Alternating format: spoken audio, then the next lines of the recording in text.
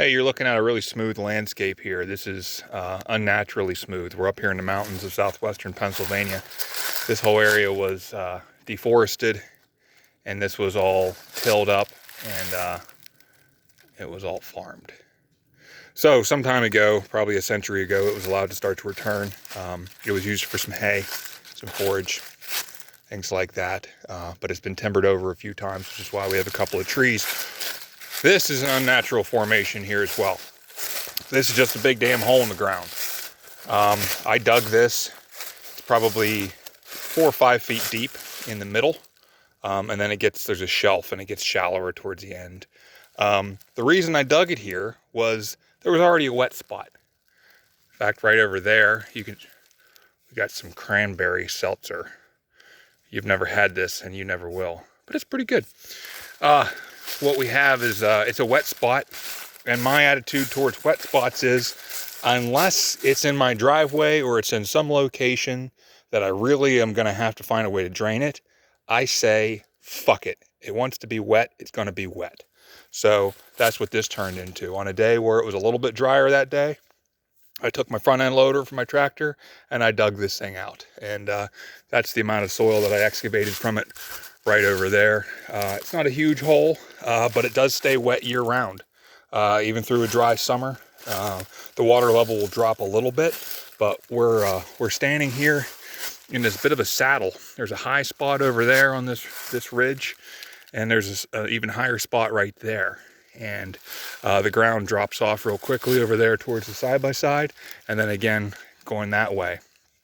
This ridge kind of runs north-south, and there's some water that drains on both sides, but here in the middle of the saddle, it tends to want to collect a little bit. So I'll probably open it up a little bit more. So why the fuck did I do this? Well, woods ponds, vernal ponds, all that good happy stuff. It's really beneficial to some amphibians.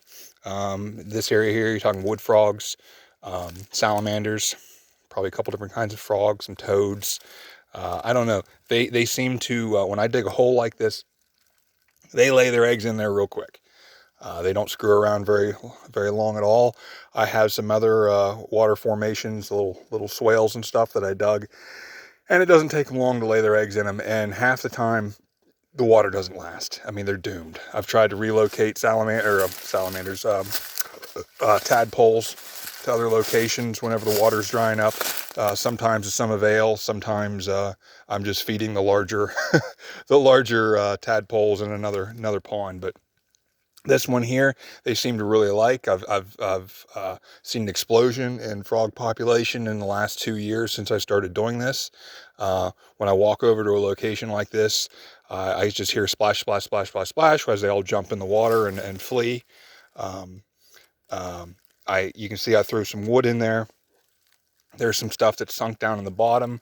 Mostly I like the stuff that kind of hangs out there, provides a little bit of shade, a little bit of area underneath the water to hide, to attach their egg sacs and stuff too.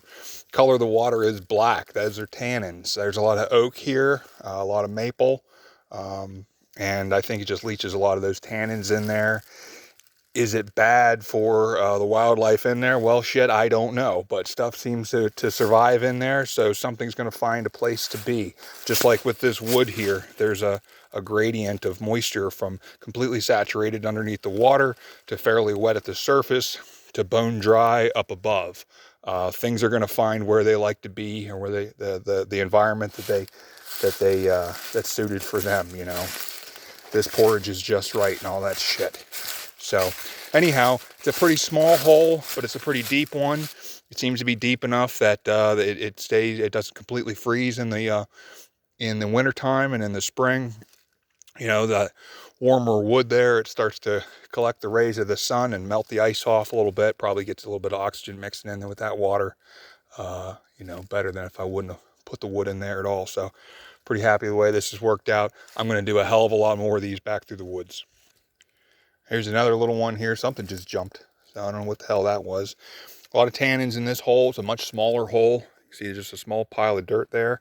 A hell of a lot more wood on top of this one though. Lots of protection. You know, in the summertime there's a fair amount of shade in here, but I figure the more protection the better. there's any issue with evaporation, it's abated a bit by the extra shade there that prevents evaporation. There's a biophilic compound of some sort there. I don't know if that's the word for it. It looks like an oil sheen. It's not an oil sheen at all. It's some kind of bacteria or something, some kind of metabolite that they produce. So I'm not too concerned about that. Plenty of stuff lives in here. Small hole, I'd rather have a bunch of small holes than one big hole. I figure that allows a number of different species to locate themselves just where they like to live and what's suitable for them. This one's just around the corner. It's fairly shallow holes, a couple of them. This was a little peanut buttery, a little soft whenever I was digging it, so I had to abandon it.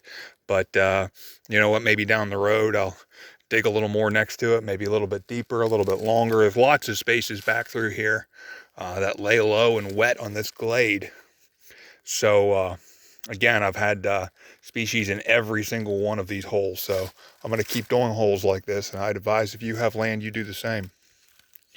And here's one last one I'm going to highlight. This is a pretty deep hole. This was a road.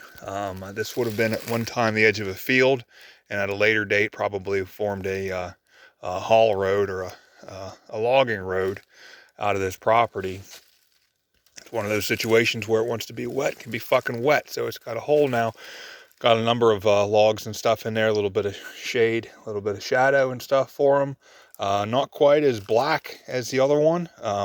This one gets a little more fresh water into it.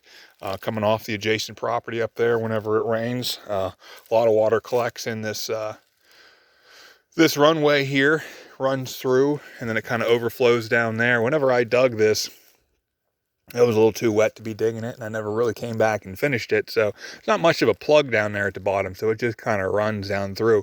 But I swear to God, there is more water that comes through this area than ever came through before, because the ground stays saturated. So, you know, any tiny little bit of rain or something like that, it's running, which is great. It's great. I really like that.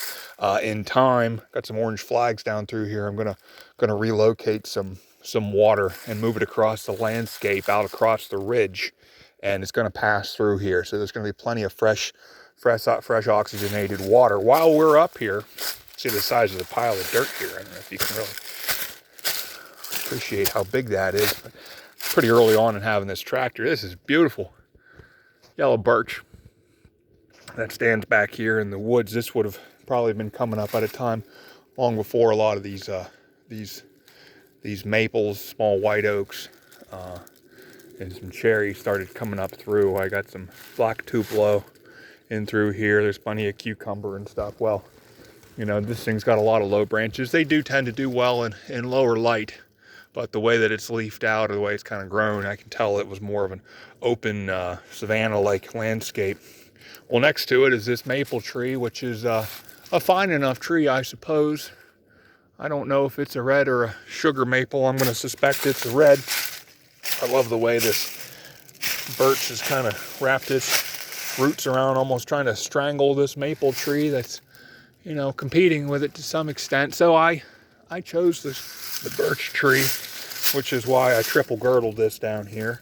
I didn't hatch it off the bark, so there's a fairly good chance that it will survive. But there's some gashes and stuff in there, a little bit of vectorization. But this might be a full-blown mortification if I did the job right. There's a nice gouge down there into the heartwood of the tree. I can see buds on it, so it's going to leaf out at least one more year.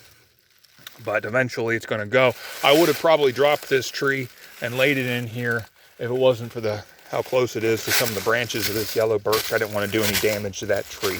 So instead, that'll serve as a nice snag and serve some wildlife, birds and stuff that'll come into this area whenever there's some tadpoles and some small frogs that are going to also form food for predatory birds and things of that nature.